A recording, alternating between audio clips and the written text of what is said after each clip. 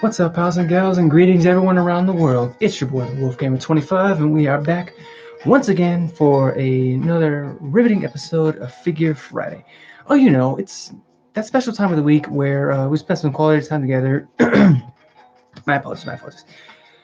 Whew. Um, where was I? Oh, yes, it's where we spend some quality out about all things figure, Funko, merchandise, memorabilia, content related of all kinds, shapes, color, sizes. You better believe anything of the sorts of that in that area, in that section, you're going to find right here on this channel.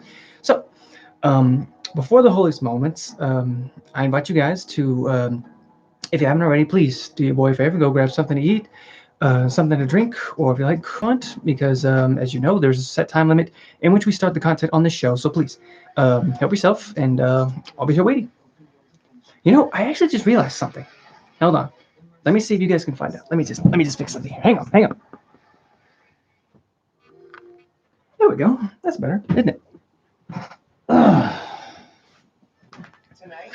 I'll be eating a falafel wrap with sweet potato bread. This is one of the terrible things, Let's see. Yeah, I know. Here we go. My apologies, folks. Just so that I don't forget, I know I've said it a couple times, and I apologize for this, folks. But all the music that I use in my streams and my shows, I have no rights to. That I use in my streams and my shows, I have no rights to. I do not own any of the music. I simply use it to, provide ambience, nothing more. And no need to worry about me. I've already eaten. Trust and believe, I've already eaten, and then something to drink right here.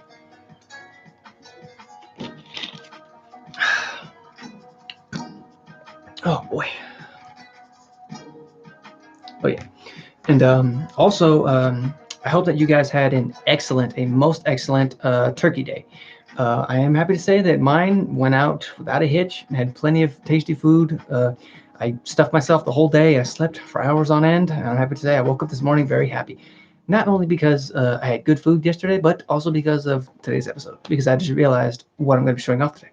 But um, that's best served. Just be patient, for the content is coming. Hmm.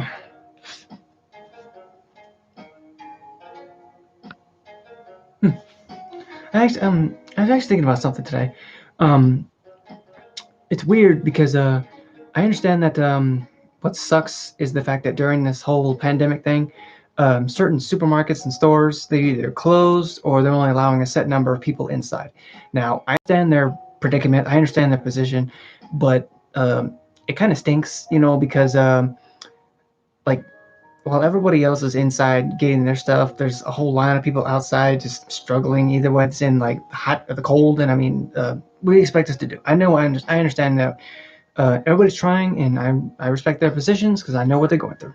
Well, kind of, because I used to work in retail, but that's just me, folks. That's just me.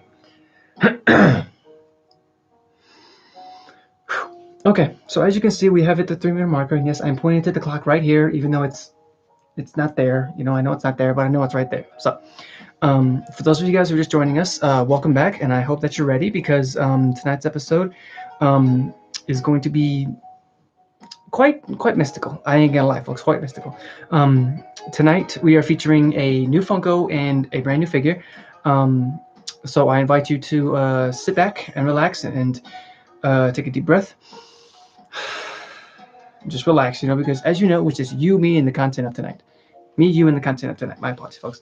Merchandise. Me, you, and the merchandise of tonight. Dang, I just realized something. I had forgotten that whole thing. I had that whole stinking sentence.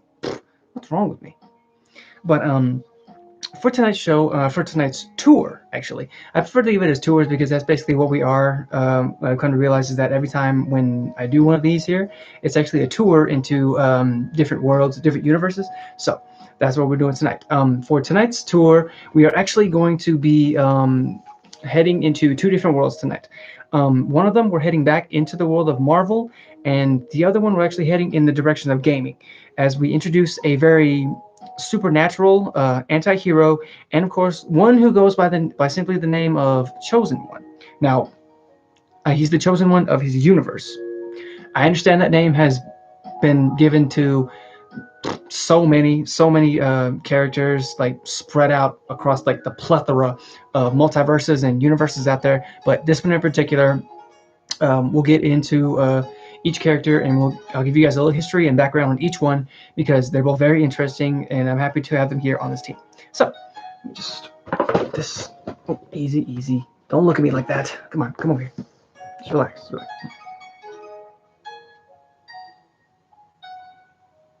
Yes. I know. Just relax.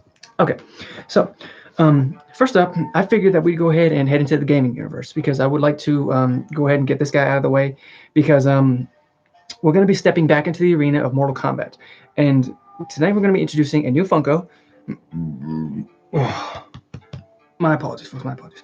And it's dedicated to the one who had a very humble beginning, a very humble upbringing, but who also carries the title of the Chosen One. And he also gained the other two titles, of course, as Earth's Mightiest Warrior and, of course, the champion of Mortal Kombat. Now, ladies and gents, I know that most people like who were born in the early 90s, they'll probably recognize his character right off the bat. But for those of you guys who don't know, he has a very, how can I put this? A fiery presence about him, but it's not Scorpion. No, sir. No, ma'am. No, guys. Ladies and gentlemen, please, I give you the dragon of the Mortal Kombat Universe, Liu Kang. That's right, folks. The Chosen One himself in Funko form. And, of course, a name given to him by Mr. Cage, of course, is Kiki Longstockings. The only reason I gave him that name, or he gave him that name, is because that was due to the fact that Jeet Kune Do was one of his many fighting styles growing up, and of course, the history of his training. Just get him out of there. Now, as you saw, this is the Mortal Kombat 1. I'm talking about the very first Mortal Kombat video game version of said Fire Dragon of Mortal Kombat. And one thing I like about, I just want to take a second to point this out. One thing that I like about the Mortal Kombat character Funko boxes is the fact that they have a little message on the back here. It reads, "Finish him." Sorry, that was my best. Well, that wasn't my best announcer voice. I can probably do it better. But for this instance, that's best served for another time. But yeah, I'll give you guys a look at him. If I can just position him real quick. There he is. There he is, folks. I know his outfit, it does look pretty basic, but as I said, he's rocking those patented all black pants of his and the all white tennis shoes or all white kung fu kicks. Now, as I said, the only reason he's rocking this outfit is because this is, again, the first version of Liu Kang to come out in the Mortal Kombat game series, which of course aired back in 1992. 92? Was it 92? Yes, because 93 became Mortal Kombat 2. Yes, my apologies, folks. But a little history about Mr. Kang here. As I said, his upbringing, it was humble, as he, of course, in a way, kind of like in the beginning, kind of had a smidgen of despair. That's only because as a boy, he was orphaned in his native country of China, and he was adopted by the Shaolin Monk Society. And of course, they raised him in their beliefs and taught him martial arts and many fighting style forms. And of course, in that moment, during said training, he actually formed what was called a fraternal bond with his fellow student, the man with the killer hat, Kung Lao. And along with that being, he also found in a new mentor in, of course, you probably guessed it, the God of Thunder, Raiden. I know, seems pretty obvious, right? But hey, that's just me, folks. And after a few years further down the line, Liu Kang was actually accepted into another society known as the White Lotus Clan. And basically what those guys are, they are sort of the protectors, if you will, the protective society of the Earth Realm world. Now, there are many other factions out there, many other universes, like Chaos Realm, Edenia, Outworld, the Nether Realm. All of them all revolve around the Mortal Kombat series. But this guy in particular, where he was called during the White Lotus Clan, where he was called to defend Earthrealm in the first ever Mortal Kombat tournament, which of course, during that time, he faced many great adversaries. Of course, famous names as like Scorpion, Sub-Zero, Kano. He also fought his as much as crappy as it is. He also fought his fellow friends Sonya and Johnny Cage. There was a moment in time where Noob Saibot was in there, but I don't believe that he ran into it. Right, they ran into each other, but that's best served for another time. Sorry, those ads are killing me. Really. Get a swig here. Let me just get a swig.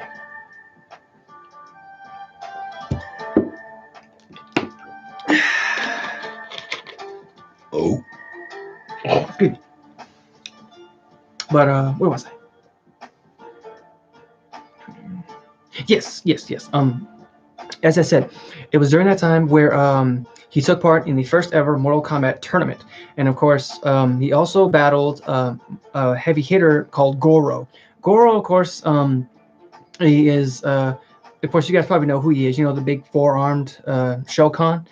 And during that time, he also defeated Outworld sorcerer Shang Tsung.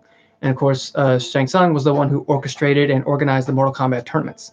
And winning his first Mortal Kombat tournament, and in doing so in the process, he brought great honor to the Shaolin, and of course, preserving the Earth's safety and security for generations, years to come. And I did find out some pretty interesting facts about Mr. Liu Kang here. It's the fact that he is a founding member of the Mortal Kombat franchise, and he's the current longest running protagonist in the gaming and franchise history. Now that's a pretty long while if you think about it, folks. I mean, coming from the year of 1990 and all the way up to the year 2020, and being one of the longest and founding characters, you know, much more like Scorpion, Sub-Zero, Raiden, Kano, Sonya, Johnny Cage. That's basically like the they're like the Jedi Council of the Mortal Kombat universe. You know, the higher ups, because it was during that series in which, of course, all these other Mortal Kombat games had come to flourish. And if it wasn't for that game, then the franchise that we know today wouldn't be so amazing and so huge. Trust me, I know from experience. I mean, I started playing Mortal Kombat 1 back in the arcade days, and even then, people say you play violent games, you turn out violent. I didn't turn out violent. I mean, there are certain days, you know, where I feel like I have to, you know, rip somebody's spine out of the other side of their head, but I don't, because this isn't a game. So I must respectfully decline that offer and keep to myself and take my frustrations out on Mortal Kombat characters. That way I know, because they'll be back the next round. Sorry, I apologize. Also, another interesting fact is the fact that he was the second fighting game character to be based off of the in real life dragon legend Bruce Lee. Yeah, I know, crazy, right? I didn't get a chance to see who the first one was, but forgive me for not including that, and rest in peace, Mr. Lee. And another probably the most coolest thing about him is the fact that he is he was actually one of the few characters to be sort of, how can I put this?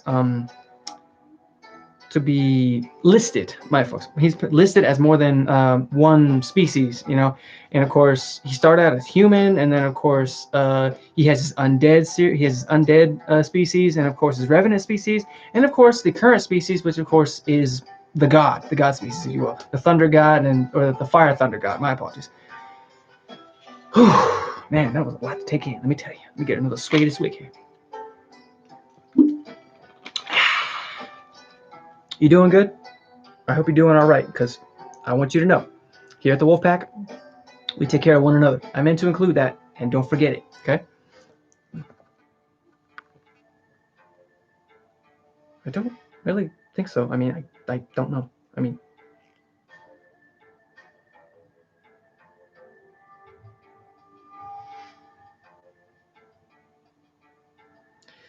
yeah. Okay, so next up, we're going to go ahead and let me see here. We're gonna hit the reset button.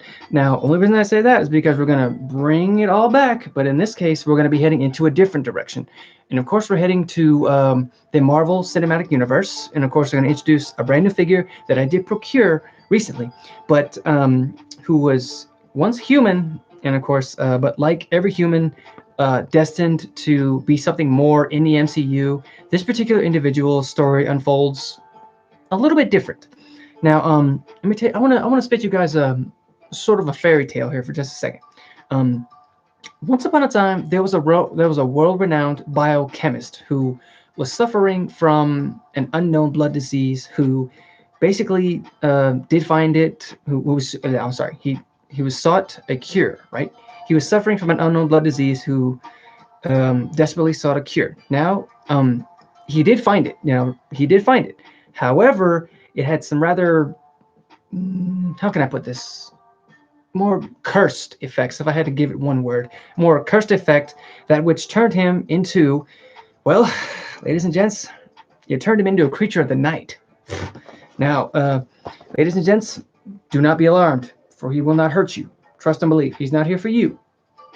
I give you Michael Morbius, aka Morbius the Living Vampire. That's right, folks. The Morbius is here. Yes, it's true. Another bloodsucker of the MCU.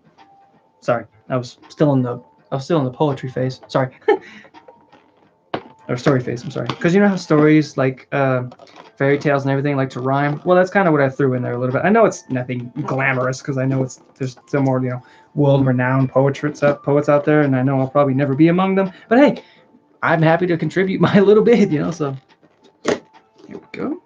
Beautiful. This is the Marvel Legends series 6-inch figure. Wow, and he looks bad. Oh boy, I apologize for the noise, folks. So sorry, so sorry, so sorry. Oh, it comes off. Nice, nice, nice. That's very cool. Don't worry. Don't look at me like that. Don't worry. Okay, guys, a look at him. And there he is, folks. Michael Morbius. Don't worry. I know it seems like he's got the bloodlust in his eyes, but trust and believe, folks, he's not here to hurt anybody. He's just here to show off for you guys and to be welcomed into the wolf pack. Don't worry, Michael. Nobody is gonna hurt you. They're more afraid about you hurting them. But yeah. As I said, he was cursed with a terrible thirst, but in the beginning, born in forgive me if I butcher this name because I read it earlier today, but I might have gotten it wrong. It's Nafplio Greece. But to be exact, he was born to an author, a filmmaker, and a painter known as forgive me if I butcher this name too, known as Macarioa Morbius. I know it's a weird name. I know. I just can't get over this figure because I know that he is sporting this outfit from one of the comic book series, and I do believe that is the one where he made his debut. But don't quote me on that because I really don't know. But as I said, he was also born to an overprotective mother who ran a bookstore with his grandfather, and because of his blood disease, unfortunately, his mother kept him from the rest of the world, so he didn't really have a chance to explore or make friends or anything like that. He did attend school, anything something like that, but I do believe that was with the help of his grandfather. But he did make a lifelong friend, and his childhood friend's name was Emil Nikos. I apologize, but and as I said, that didn't stop him from living his life because him and his childhood friend had actually I'm sorry, just the way he's looking at me, somewhere else. They both did attend college. They both became very successful biochemists, and they were both looking to make a cure to basically save others from other fatal blood diseases, along with Michael's here. But thanks to the study, it scored him a Nobel Prize. Small problem with that is the fact that he couldn't really attend said Nobel Prize award giveaway is because he was actually, the blood disease was getting to him, so he did not attend. And there was actually a moment in time where he was so weak he couldn't even lift a teacup. It's ridiculous, I know. But it was also during that time he was engaged to Martine Bancroft. Bancroft. I know it's weird, but it was during that time where he took it upon himself to say enough is enough, and at that point he took part in an experimental and, well, very risky procedure because um, he used the biochemistry of a vampire bat. And during that time, after much of the extreme methods, most of them including, you know, shock therapy. I know it's a little bit extreme, even though his best friend didn't really agree to it because he saw that he was suffering not only because of his blood disease, but also because of the extreme lengths that he was going through. So it was actually over that time, during the time frame that it all happened, it actually worked. He was cured of his fatal blood disease, and he was living healthier than ever. However, now I know you probably saw this coming. There is a but. It did have some side effects on him. It turned his skin, pale white, basically like as white as the moon, and his teeth began to grow into fangs, and thus he became a vampire. And unfortunately, it killed his partner and oldest best friend, Emil. And the thing is that it was by accident. He didn't mean for it to happen. It's just, unfortunately, when it did happen, when he became the vampire, his bloodlust was just, it was insatiable. And the fact that he saw his best friend, he took it upon him to take his life. It was an accident. He did not mean to. So during that time, he was cursed with that memory, and he was forced to flee and travel. He basically traveled the world looking for some place to just how can I put this? Not to hide out, but to belong, or just stay under the radar. And it was during that time where he fled to Long Island, and he took refuge in an abandoned beach house where he lived out most of his life, but he still unfortunately had to do the dirty deed, which of course was feeding his bloodlust. And of course, he only took what was necessary.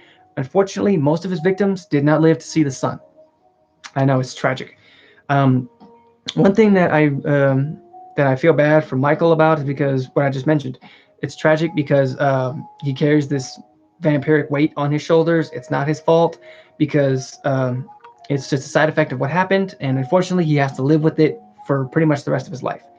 Now, there are moments where it seemed, like in the comic book world, there are moments where it might have seemed like he died. Folks, no spoilers will be issued tonight. Sorry.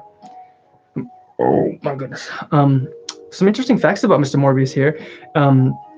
Is his first debut was actually in the Amazing Spider-Man issue number 101.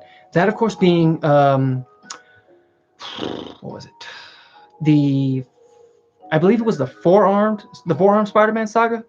Was it the four-armed Spider-Man? Yes, it was. Actually, I just remembered because I did read up on that today. I read that myself, and it was confirmed. And he was also he was almost the villain in the Blade 2 movie. However, it was cut due to some unfortunate reason. I didn't get a chance to read into that, mainly because I saw what had happened and I was disappointed due to the fact that he was cut. Because, I mean, in a way, the first time that I saw Michael Morbius and Blade actually, meet was actually in the Spider-Man 1990s cartoon, which of course is on Disney Plus for those of you guys who are wondering. And yes, I did watch it. And during that time, um, I'm sorry, folks, I'm gonna have to spoil it just a little bit, It was during that time where they did meet up, and they actually traveled the world in searching for more of Morbius's kind. But I'm gonna stop right there. No more spoilers, I promise. And of course, probably the coolest thing about Mr. Morbius here is the fact that say if he ever ran into like another mutant or another being, of course, with mutagenic powers, if he was to take that person's blood, he would actually gain their abilities, their mutant abilities, which is very cool. I mean, because like say if he ran into like say Wolverine, if he bit him and took some of his blood, then he would probably either get his metal claws, on these claws right here, or his healing factor would regenerate 10 times faster. Or he can even do the same thing to villains. That's the fun. That's the crazy part, really. That's one thing that I love about Morbius' character, because he is an anti-hero. Yes, it's true, and he's very, very dangerous. I ain't gonna lie. But as I said, I know he's got a good heart, and I know what he does isn't his fault. Here's to you guys. Here's to you.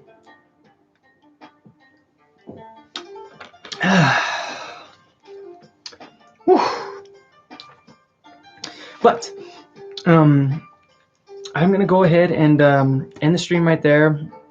I know it seemed incredibly short tonight, folks. I do apologize about that. But make sure you look forward to my next episode because it's going to be very fun. And if you like, feel free to hit the follow button when it does appear. And feel free to sample either one of these videos when they do appear.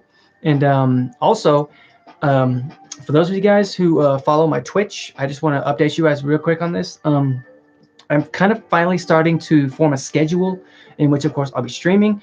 I'm going to try to aim for every Friday, Saturday, and Sunday. And I can't say which times because I know times are different. But for those of you guys who follow my Twitch and my Instagram, make sure you pay attention to that because I will update each and every single time I stream. And you will be the first to know. But yeah, I just want to say thank you to those of you guys who came to watch me tonight. And for those of you guys watching this as a highlight, I want to say thank you for watching. And if you have any kind of questions, comments, or if there is a character in particular that you think that would like to be showcased here, feel free to drop in the comment section below, and I will be on the hunt for that character. And yeah, well, once again, the follow button is going to be here. Feel free to sample one of these videos right here. And I will most definitely be streaming tonight. Can't say what game, but I do hope to see you guys there, huh? And until next time, stay safe, stay awesome, stay weird, stay yourselves, and lávase las manos, por favor. And wear your masks, okay?